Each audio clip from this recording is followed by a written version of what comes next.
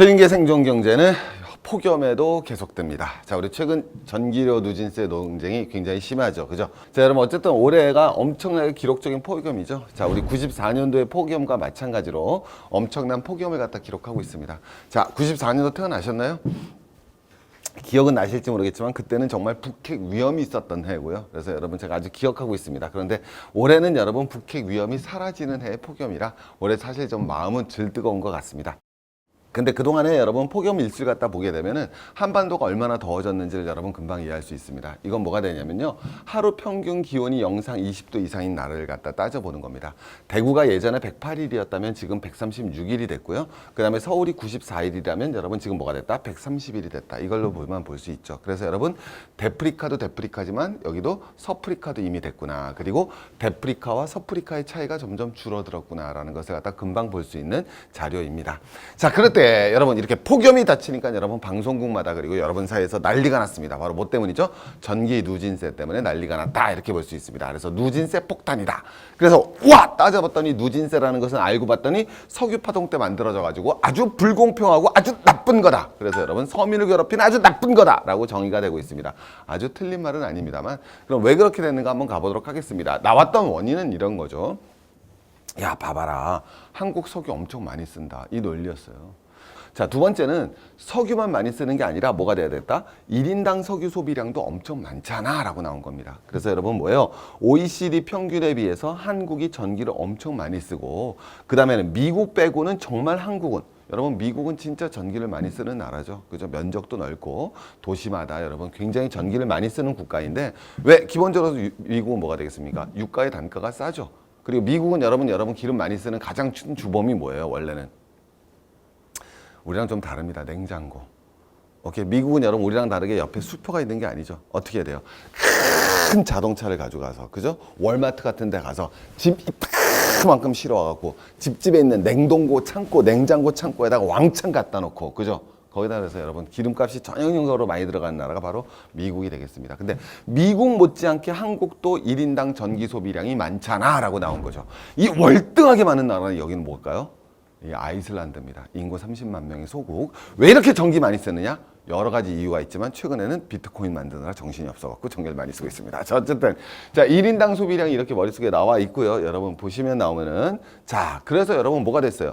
이렇게 우리가 전기를 많이 쓰니까 누진세 해갖고 전기를 줄이는 게 당연하잖아 라는 논리였는데 그 논리를 깨트리는 논리는 바로 뭐가 되겠습니까? 무슨 소리야? 대한민국 국민이 무슨 전기를 많이 써? 대한민국 기업이 많이 쓰는 거지 이렇게 나온 거죠. 국민은 알고 보면 얼마 쓰지도 않는데 여기다 누진세를 적용하다니 이 나쁜 놈들아 라고 나온 거죠.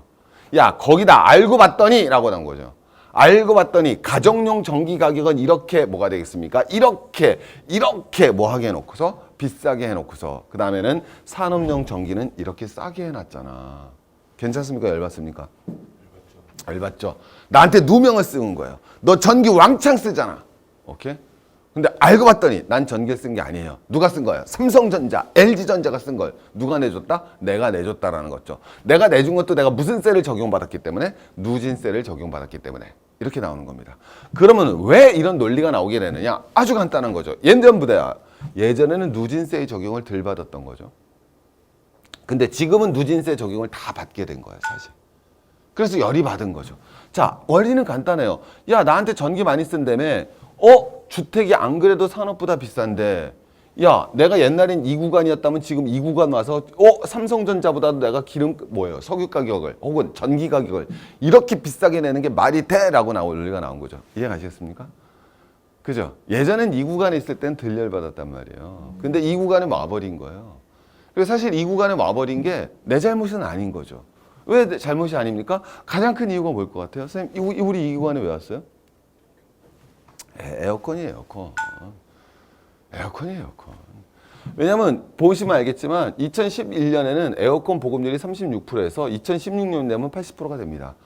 맞죠? 우리 어렸을 때 에어컨 있는지 별로 없었어요. 아주 단적으로 학교에 에어컨이 없었어요. 가만히 생각해 보십시오. 그게 바로 여러분 기성세대와 여러분 현세대의 차이점. 학교 다니실 때 학교에 에어컨이 있었어요? 없었어요? 있었어요? 없었어요? 당연히 없었죠. 저분은 있었어요? 없었어요? 네, 고등학교 때 생겼다고 그러잖아요. 그게 그러면 분기점이에요. 아주 간단하게 생각하시면 됩니다. 어떻게 바뀌어 나가는지 금방 이해가 되겠죠. 그럼 여러분 한번 생각해 보세요. 학교에 에어컨이 지금 있어야겠어요? 없어야겠어요? 그렇죠. 그럼 누진세 적용이 부당하다 이렇게 딱 나오는 거죠. 물론 학교는 일반 저 가정용은 아닙니다만은 왜 문제가 되느냐? 냉장고를 24시간 키면 여러분 42kW가 나오는 거고요. TV를 8시간 키면 이게 45W가 나오는 건데 에어컨은 4시간만 켜도 252kW가 나오죠. 그래서 여러분 전기 먹는 데는 에어컨을 따라올 자가 없습니다. 그래서 한마디로 얘기해서 폭염이 닥치면 웬만한 가구는 에어컨을 켜게 되면 다 누진 적용을 받죠. 그러니까 여러분 괜찮습니까? 완전 열받습니까? 열받게 되는 거죠. 자, 그러면 어떻게 되는 거냐? 열받는 건 알겠는데 그래서 누진세를 고치기도 해야겠지만 그러나 우리가 또 이걸 넘어서 알아야 될 게 존재한다는 거죠. 첫 번째, 대한민국의 전기세는 비싸지가 않습니다. 누진세가 부당합니다. 그리고 고쳐져야 합니다. 그러나 그 전에 대한민국 전기세는요, 보다시피 비싼 편이 아닙니다. 두 번째, 모든 나라에서는요, 당연히 산업용 전기가 가정용 전기보다 쌉니다. 그리고 그 차이가 우리나라가 큰 차이가 아닙니다. 그럼 왜 그렇겠습니까, 여러분? 대한민국 우리 말하듯이 산업 발전을 위해서 그렇게 한 측면도 있지만 여러분 기업에 들어가는 건 고압에서 한 방으로 쏴주면 되고요. 가정용은 전봇대 매달아갖고 다 나눠줘야 돼요. 전력 떨어뜨려서. 당연히 비용이 뭐 할 수밖에 없습니까? 전기 비용이. 비쌀 수밖에 없겠죠. 그죠? 여러분 산골에 산다고 생각해 보세요. 산골에 집들이 흩어져 있습니다. 거기다 전기 일일이 다 보내줘야 돼요. 전기료가 싸지겠습니까? 비싸지겠습니까? 당연히 모아질 수밖에 없어요. 비싸질 수밖에 없죠. 다만 공공의 이익을 위해서 한국전력공사 같은 데서 그런 파트에 대해서는 사회적 배려 차원에서 가격을 갖다가 거꾸로 그다지 높게 책정을 안 해주는 것이 사회 정의에 어울리기 때문에 전기 같은 것은 공공기관에서 물론 안 그런 나라도 있지만 한국에서는 그렇게 제공하도록 되어 있는 겁니다. 그래서 여러분 이거는 전혀 그러지 않다. 안 그런 측면이 굉장히 강하다. 그렇게 나왔지만 한국 특히 대한민국 기업 발전 우리 수출 주도형 발전 전략하면서 기업에다 전기 싸게 주자라고 출발을 했지만 그것이 여전히 부당하냐에 대해서는 논란의 소지가 존재한다. 왜? 대한민국 전기 누진세는 없어져야 하고 꼭 없어져야 한다고도 사실은 생각하지 않습니다. 왜? 그것도 좀 이따 말씀드릴게요. 오케이. 자, 근데 어쨌든 뭐가 되냐? 누진세의 분명 부당한 측면은 존재하나 대한민국 전기 가격은 싸고 가정용과 산업용 차이가 나는 것은 어찌 보면 참으로 당연하다라는 논리를 여러분께 말씀드리고 싶습니다. 자, 그럼 진짜 중요한 건 뭐냐? 누진세 고만 분노하시고요. 그 분노도 중요하지만 그걸 넘어 우리가 진짜 이런 폭염의 전기세 논쟁에서 우리가 다뤄야 될 것이 무엇인가를 놓쳐서는 안 된다라는 거죠. 자, 그 첫 번째 뭐가 되느냐? 이거거든요. 자, 왜? 우리 1인 가구 비중 어떻게 되고 있습니까? 굉장히 높아지고 있죠? 자, 1인 가구 비중을 왜 얘기하느냐? 1인 가구주는 여러분 뭐가 되겠습니까? 전기세를 한마디로 과도하게 내는 사람입니다. 집에 에어컨 있잖아요. 자, 3명 있을 때랑 1명 있을 때랑 에어컨 몇 대 있어야 돼요? 똑같이 한 대 있으면 되죠. 너무 재밌지 않습니까, 여러분? 방방마다 달아야 된다. 물론 그런 측면이 있더라도. 그래서 여러분 보시면 알겠지만 가구 원수별 진열료비입니다. 그래서 여러분 1인 가구일 때는 52,000원을 부담하다가 2인 가구가 되면 1인당 43,000원이 되고요. 3인 가구가 되면 가구 한 명당 33,000원, 4인 가구가 되면 27,000원 이렇게 가구 부담이 줄어듭니다. 여러분 전기료 부담이 왜 더 커졌는지 느끼시겠죠? 지금 어떻게 사세요? 혼자 살잖아요. 저 에어컨 마음대로 키세요? 못 키세요? 부담되잖아요. 3명이 같이 산다고 생각해 보세요. 에어컨 하나 키면 여러분 시원하게 보낼 수 있지 않습니까? 그럼 1인 가구화가 됐다. 왜? 근데 더 문제는 1인 가구가 소득이 얼마세요 지금? 1인 가구의 대부분이 소득이 열악한 거죠. 그럼 여러분 뭐라고 표현될 수 있습니까? 가난한 사람이 폭염에 더 취약한 구조를 가지고 있다. 그게 가난한 분들이 어떻게 보면 전기세 부담이 훨씬 더 커다. 여러분 이게 실제로 우리한테는 훨씬 더 저는 더 유의미하고 중요한 것은 아닐까라고 생각해 보자라는 거죠. 자, 우리 한국사에서 전기료 문제, 누진세 문제도 있지만 더 큰 것, 누진세는 어쨌든 전기 많이 쓰는 부자가 돈을 더 많이 내게 하자라는 거예요. 그게 부당한 측면이 있지만 근데 지금 진짜 더 중요한 건 뭐냐라는 거예요. 지금 더 진짜 중요한 거는 잘 사는 사람하고 못 사는 사람하고 소득은 8배가 차이가 나는데 전기요금은 1.5배밖에 차이가 안 난다라는 거예요. 이 얘기는 뭐가 되느냐? 8천만 원을 번 사람이 있고 그 다음에 1,000만 원을 번 사람이 있는데 8천만 원 번 사람이 연료비로 150만 원을 쓰고 있다면 150만 원을 쓰고 있다면 1000만 원을 번 사람은 연료비로 얼마를 쓰고 있다? 100만 원을 쓰고 있다는 거죠. 이 사람 연료비 부담이 어때요? 작아요? 엄청 커요? 엄청 크죠. 이 사람은 연료비 부담이 커요? 아니면 귀염둥이에요? 귀염둥이죠.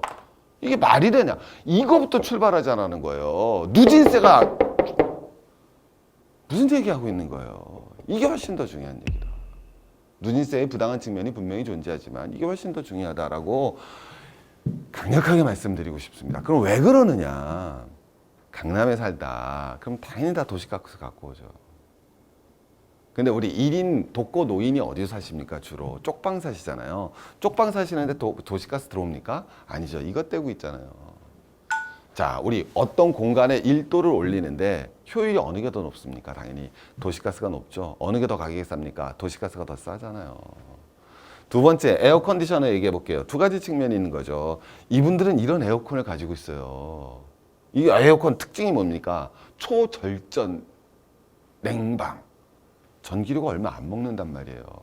거기다 요새 시스템은 어떻게 돼요? 일정 온도가 되면 지가 알아서 꺼주죠. 주인이 나가면 지가 알아서 또 꺼지죠. 최적화되어 있단 말이에요. 그리고 이런 에어컨을 가지고 있는 사람들은 어떻게 되겠습니까? 럭셔리하니까 5포 세대가 아니죠. 결혼도 했어요. 그러니까 애도 있잖아요. 그러니까 다구원수 주택이란 말이에요.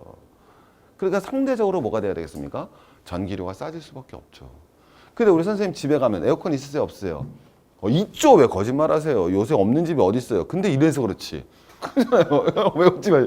있긴 있단 말이에요. 이래서 이렇지. 그죠? 여러분 생각해 보십시오. 이거 깜빡하고 나가도 밤새도록 틀어져 있어요. 그죠? 거기다 여러분 이거는 소리도 내요. 소리 내려면 그건 전기료 안 들겠어요? 두두두두두두두. 그러니까 여러분 뭐가 된다? 이게 진짜 문제다. 실제로 이 불평등을 어떻게 해소할 것인가의 문제가 나와야 되죠. 나쁘게 얘기하면 이거 많이 써서 누진세 내야 돼요. 이거 많이 쓰면 누진세 내야 되는 거 아니겠습니까, 여러분? 자, 여러분 그 다음에 이제 한번 가보겠습니다. 그래서 뭐가 되느냐? 이게 원래 진위계수거든요. 근데 연료비를 쓰고 나면 진위계수가 높아진다는 걸 알 수 있죠. 이해가시겠습니까? 오케이? 연료비 사용하기 전에 진위계수에서 연료비를 쓰고 나면 진위계수가 이만큼 올라갔어요. 이렇게 진위계수를 올린 것은 바로 누가 작용하는 것이다? 연료비가 진위계수를 올리고 있다. 그래서 여러분 폭염은 요번에 우리 정부에서 이낙연 총리가 이렇게 얘기했습니다. 폭염은 뭐로 대우해야 된다? 뭐죠? 자연재해로 돼야 된다. 그 뜻이 뭘까요? 그 말을 우린 정확하게 이해해야 됩니다. 폭염은 자연재해란 말은 방글라데시에 폭풍이 가면은 수만 명이 죽고요. 일본이나 한국으로 보면 얼마 죽지 않습니다. 자연재해는 당연히 누가 취약할 수밖에 없습니까? 사회적 약자가 취약할 수밖에 없죠. 그걸 우선적으로 배려하는 정책들이 가장 중요한 정책이 돼야 된다는 거예요. 전기료 정책은 누진세가 아니라 어떻게 사회적 약자에게 보다 더 싼 가격으로 전기와 같은 고급적인 에너지를 공급할 수 있느냐가 이 폭염에 대비하는 진짜 중요한 과제가 돼야 되는 겁니다. 그게 진짜 중요한 과제가 돼야 되는 겁니다. 이거 한번 가보도록 하겠습니다. 폭염이 딱 됐어요. 그랬더니 뭐가 돼요? 몰링족이 등장한다 그러죠. 럭셔리한 사람들은 어디 갑니까? 백화점 갑니다. 당연히 하루 종일 시원하니까. 그럼 당연히 어디 매출이 늘겠어요? 백화점 매출은 늘어날 수밖에 없죠. 죽어나가는 곳은 어디입니까? 여기 누가 가요? 땡볕에 누가 장 봅니까? 장 보러 가봤어요. 근데 여기는 주로 뭐가 있습니까? 과체류죠. 과체류는 곡물류보다도 뭐가 돼야 됐습니까? 폭염에 취약한 농작물입니다. 근데 여기는 또 냉장 보관 시설이 없죠. 그러니까 살 것도 없잖아요. 살 것도 없고 땡볕이고 날은 더워 죽겠고 누가 갑니까?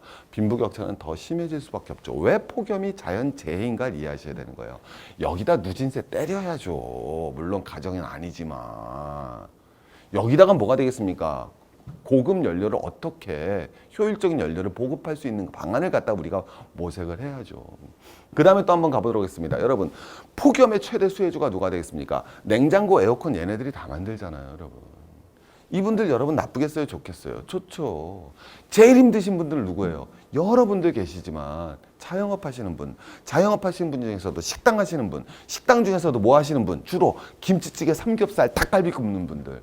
대한민국 식당의 가장 중요한 특징이 뭐예요? 테이블 위에 연료를 놔요. 외국인이 오면 기절해요. 돼지갈비집에 왔다 기절해요. 막 숯불 막 들고 다니잖아요. 아저씨가 와갖고 야 갈비 먹자. 갈비 해서 이렇게 스테이크 기다리고 있는데 갑자기 아저씨가 숯불을 들고 와갖고 텅 집어넣죠. 이게 뭐야. 근데 여러분 그 방 안에서 나오는 그 숯불의 열기를 생각해 보십시오. 여름에 못 가는 거예요. 그래서 김치찌개집 끓이고 그럼 그 공간 안에 물론 산업용 전기 쓰겠지만 그 공간 안에서 여러분 다 에어컨 틀고 선풍기 돌리고 난리 해야 되는 거예요. 김치찌개 6,000원, 7,000원 받아가지고 그렇지 않습니까, 여러분? 그것도 뭐 우리 또 내는 사람 입장에서 힘들 수 있지만 그 재료 사하고 요리하고 주방 쓰고 인건비 내고 또뭐 냈죠? 또 임대료 내고 또 전기세 에어컨 왕창 틀어야 되는 거예요. 근데 최저임금도 올라간다 그러고. 우리가 여러분 뭐를 해야 되는지 정확하게 이해를 하고 준비를 해야 된다는 거죠. 더 나아가서 맨 마지막에 문제는 뭐가 되느냐. 물론 그렇기 때문에 이 전기를 두 번째는 무엇으로 생산할 것인가를 가야 되죠. 폭염은 여러분 그냥 폭염이 아니라 지구온난화를 반영하는 폭염입니다. 이럴 때 어떻게 우리가 이렇게 만들어 나갈 것인가. 여기에 고민이 초점이 맞춰져야 된다는 겁니다. 누진세 분명 부당한 측면이 존재합니다. 그리고 구시대적 제도로부터 온 건 사실입니다만 현재 우리가 진짜 이 폭염에서 가장 중요한 이슈로 잡아야 될 것은 누진세라기보다는 폭염이 가져올 수 있는 빈부격차의 문제와 이 폭염을 대비해서 만들어낼 수 있는 전기를 어떻게 새로운 대체 에너지로 만들어 나갈 것인가에 대한 것이 사회적 쟁점의 초점이 될 때만 우리가 올바른 폭염을 극복해내고 시원한 선풍기 바람을 시원한 선풍기 바람 이게 구시대적이죠. 시원한 부채바람을 맞이할 수 있을 거랍니다. 자, 부채 없는 세상을 부채 좋은 건데. 자, 하여튼 우리 시원한 세상을 위하여 최진기의 생존경제는 오늘도 함께합니다. 화이팅입니다.